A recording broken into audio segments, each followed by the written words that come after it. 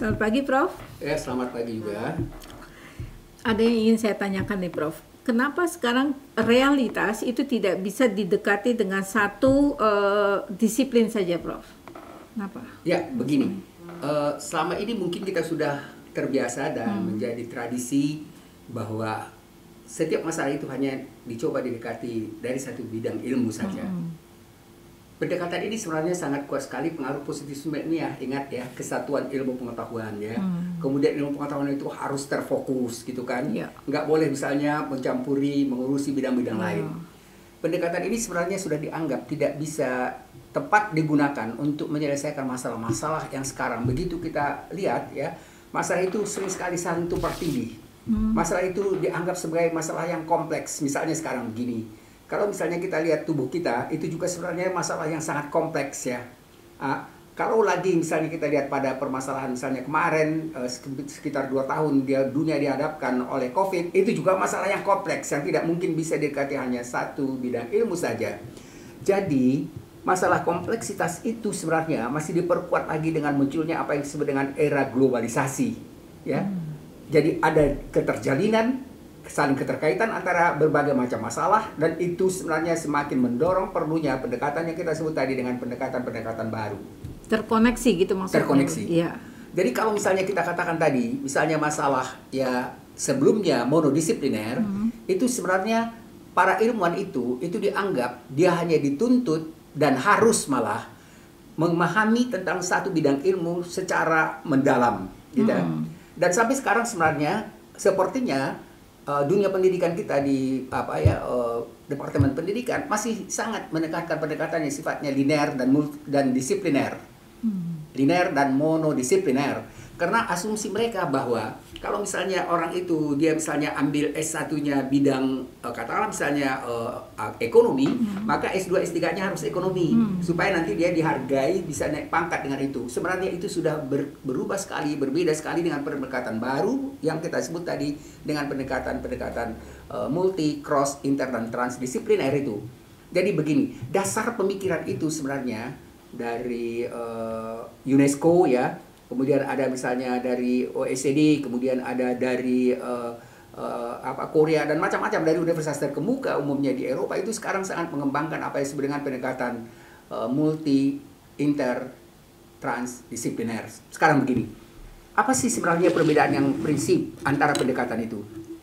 Sekarang begini, kita katakan tadi kalau misalnya kita diharapkan pada masalah seperti COVID, maka masalah COVID itu tidak mungkin hanya diselesaikan oleh kedokteran. Tidak hanya kedokteran pun nanti ada di situ misalnya virus, ada ahli pengobatan dan seterusnya. Dari situ saja sudah ada banyak bidang ilmu yang berkaitan dengan permasalahan virus itu. Apalagi misalnya dengan permasalahan ekonomi, permasalahan politik, permasalahan jalinan hubungan internasional dan seterusnya. Itu sebenarnya memerlukan untuk pemahaman, pengetahuan untuk bisa mengatasi itu. Oleh karena itu tidak mungkin lagi kita bisa menggunakan pendekatan yang kita sebut tadi dengan pendekatan monodisipliner. Mulailah muncul beberapa istilah, dan itu sekarang yang sebenarnya banyak digunakan di perguruan tinggi terkemuka di dunia. Mulai muncul istilah apa yang disebut dengan pendekatan bukan lagi mono tapi multi. Multi banyak, itu kan ya? Banyak ya. Jadi kalau dikatakan pada pendekatan multidisipliner, dan ini agak harus hati-hati karena sering sekali sulit membedakan antara multidisipliner, cross-disipliner, interdisipliner, dan transdisipliner. Kalau misalnya Anda atau kita lihat misalnya di internet, itu sering sekali itu sebenarnya agak bercampur baur antara pendekatan-pendekatan itu. Tapi ada baiknya kalau misalnya kita memahami secara mendasar perbedaannya, karena kalau kita katakan misalnya multidisipliner, itu berarti bahwa kalau tadi kita misalnya mau mencoba mengatasi COVID, maka untuk mengatasi COVID itu diperlukan berbagai macam bidang ilmu dan keahlian. Ya, jadi misalnya ada yang dari kedokteran, ada ahli virus, ada misalnya dari bidang sosiologi, ada budaya. Karena kan budaya juga perlu misalnya bagaimana misalnya kita untuk melakukan sosialisasi hubungan segala macam secara sosial dengan memakai masker dan seterusnya. Itu adalah sebenarnya bukti bahwa kita untuk mengatasi itu memang memerlukan satu pendekatan yang saya sebut dengan multidisipliner. Jadi pada multi itu artinya dia sebenarnya satu kasus, ya. Satu tema, satu problem, Tapi kasus dan problem itu untuk mengatasinya, untuk menyelesaikannya, untuk memahaminya memerlukan berbagai macam bidang ilmu. Tapi bidang-bidang ilmu itu misalnya bisa kita lakukan tanpa harus melakukan kerjasama, kolaborasi, ya. Jadi misalnya ahli kedokteran memang mengembangkan dan mencoba memahami bidang itu, kemudian misalnya bidang yang lain mencoba memahami permasalahan COVID itu dari bidang ilmu mereka, dari misalnya ekonomi apa hubungannya misalnya dengan cara pengobatan atau kerjasama global itu juga dari bidang ilmu mereka masing-masing. Tapi sekarang apa manfaatnya? Saya selalu katakan misalnya di mahasiswa program S2, S3, manfaatnya adalah kalau misalnya ada 4 orang mahasiswa yang mencoba menyelesaikan masalah itu ya dengan tema tadi kita katakan COVID, kemudian 4 orang yang berbeda menyelesaikan riset tentang itu dan kemudian hasilnya, ingat, hasilnya tetap ya disampaikan melalui bidang-bidang ilmu dan keahliannya sendiri, tapi kita bisa baca keempat bidang ini dan itu sangat memperluas wawasan kita. Jadi prinsipnya pada yang kita sebut dengan multidisipliner, tidak ada kolaborasi antara disiplin ilmu itu. Yang dimaksud dengan multidisipliner itu berbagai disiplin ilmu. Jadi satu masalah, ingat, satu tema, satu problem, dicoba diatasi dari beberapa bidang ilmu yang berbeda. Sudut pandangnya yang Sudah berbeda.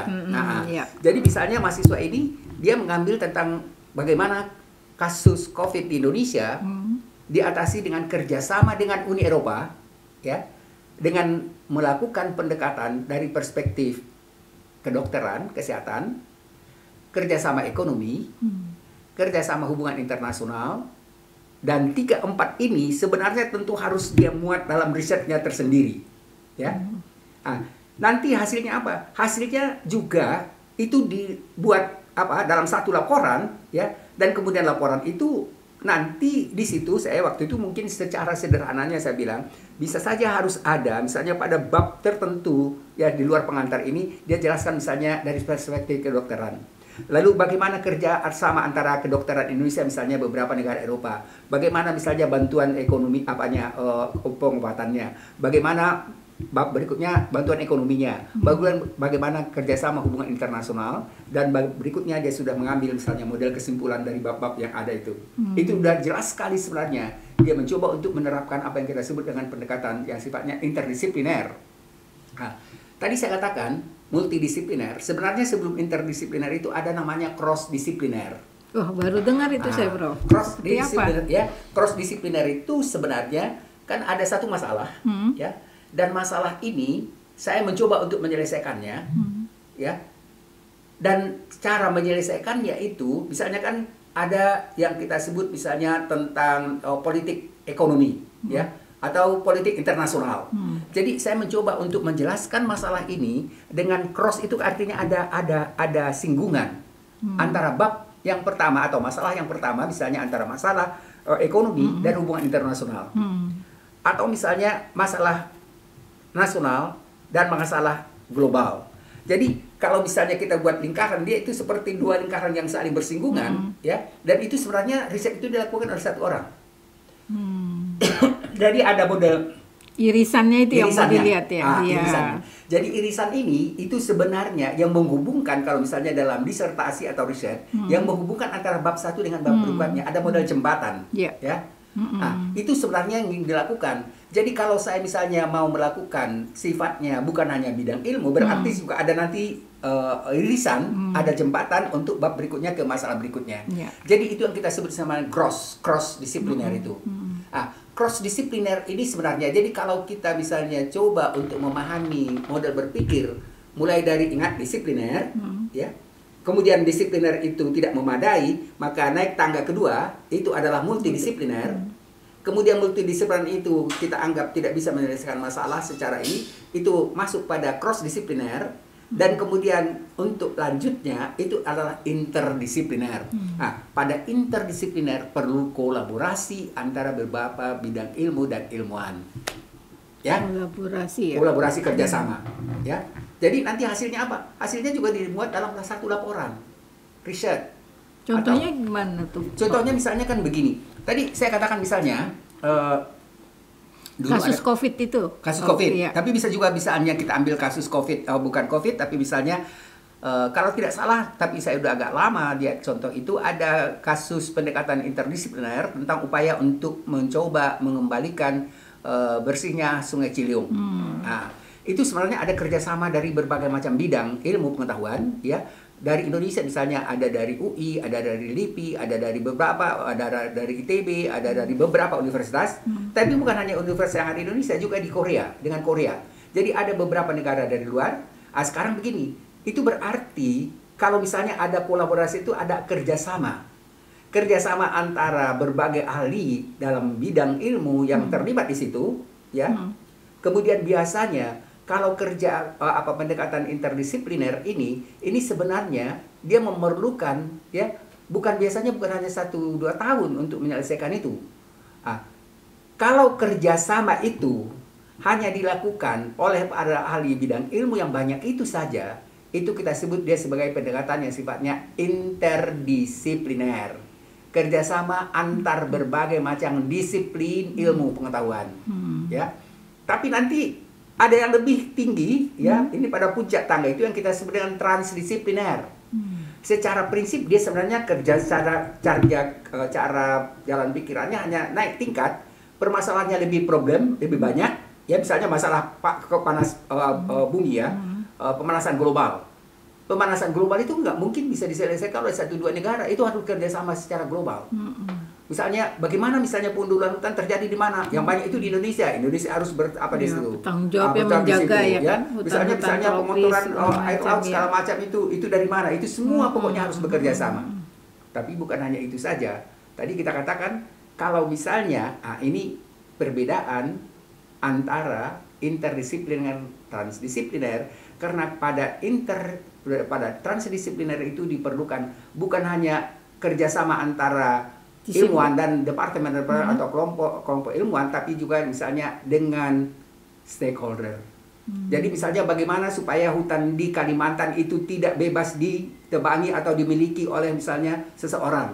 Bagaimana misalnya pabrik-pabrik atau misalnya pabrik itu juga menjaga polusi udara. Bagaimana misalnya pertambangan. Jadi harus ada kerjasama yang sifatnya memang bukan hanya dari ilmuwan, tapi dengan masyarakat yang memiliki biasanya yang memiliki kebijakan atau tradisional. Misalnya begini, kan kalau masyarakat Badui, mereka misalnya ada tradisi mereka untuk tidak boleh menebang kayu seenaknya, tidak boleh hewan, ya, tidak boleh kearifan lokal mereka, ya, Bro. Itu kearifan lokal.